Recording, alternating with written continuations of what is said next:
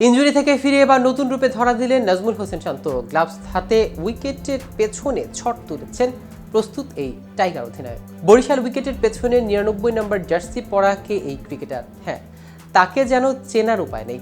মঙ্গলবার সিলেট স্ট্রাইকার্সের বিপক্ষে বরিশাল উইকেট কিপারের ভূমিকা দেখা গেছে জাতীয় দলের অধিনায়ক নাজমুল হোসেন শান্তকে। কিপারকে জায়গা দিতে আগের ম্যাচে একাদশ থেকেই বাদ পড়েছিলেন তিনি, আর এবার তিনি ফিরলেন উইকেট কিপার হয়েই।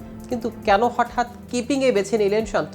এবার কি তাহলে নিয়মিত উইকেটের পেছনে দাঁড়াবেন তিনি? তা নিয়ে বিস্তারিত থাকছে আজকের প্রতিবেদনের বাকি অংশে।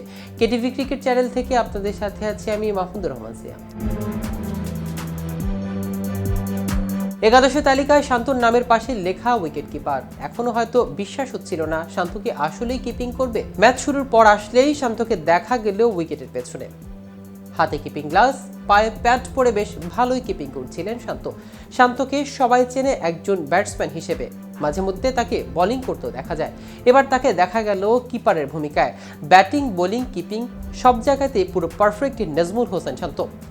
তিনি তো আসল অলরাউন্ডার। তবে শান্তর কিপিং করার কারণ আনুষ্ঠানিকভাবে দল থেকে এখনো বলা হয়নি। তবে সেই কারণ বুঝে নিতে সমস্যা হওয়ার কথা নয়।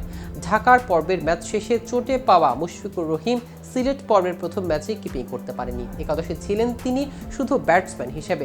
ওই ম্যাচের একাদশে রাখা হয় কিপার প্রীতম কুমারকে। একজন কিপারকে জায়গা দিতে সেদিন একাদশের বাইরে থাকতে হয় শান্তকে। দুর্বার রাজশাহীর বিপক্ষে সেই ম্যাচে ব্যাটিংয়ে ওপেন করেও সুযোগ কাজে লাগাতে পারেননি প্রীতম।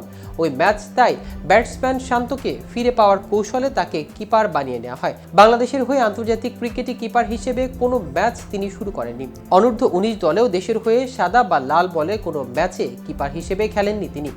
টি-20 ক্রিকেটে আগে ১৬৯ ম্যাচেও এই অভিজ্ঞতা তারা ছিল না। এদিকে বিসিবির পরিচালক থাকা অবস্থায় তাকে কত ভূমিকাতেই তো দেখা গেছে। কখনো জাতীয় দলের অস্থায়ী কোচ, কখনো নির্বাচক ও ব্যবস্থাপক, আবার কখনো টেকনিক্যাল ভিক্টর। এখানেই তো শেষ নয়। গত এক দশকে বোর্ডের ক্রিকেট পরিচালনা বিভাগের ভাইস চেয়ারম্যান, হাই পারফরমেন্স কমিটির ভাইস চেয়ারম্যান, এমনকি গেম ডেভেলপমেন্ট কমিটির চেয়ারম্যানের দায়িত্ব পালন করেন তিনি। এত পদ পদবীর মধ্যেও খালেদ মাহমুদ একটা সক্রিয় পরিচয় গড়ে তুলেছে ঘরোয়া ক্রিকেটের প্রধান কোচ হিসেবে। বাংলাদেশ দলের সাবেক এই অধিনায়ক কোচিং করাচ্ছে এবারের বিপিএলও। গত বছরের সেপ্টেম্বরে বিসিবি পরিচালকের পদ ছেড়ে দেওয়ায় খালেদ মাসুদকে বর্তমান পরিচয় বিপিএলের নবাগত ফ্র্যাঞ্চাইজি ঢাকা ক্যাপিটালসের প্রধান কোচ।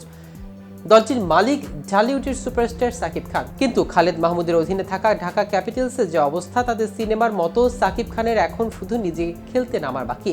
টানা ৪ ম্যাচ হেরে পয়েন্টের তালিকায় তলানিতে অবস্থান করছে ঢাকা। ঘরের মাঠ মিরপুর শেরেবাংলা স্টেডিয়ামের প্রথম পর্বে তিনি ৩ ম্যাচ হারার পর চায়ের শহর সিলেটে গিয়েও দলটির ভাগ্য বদলায়নি।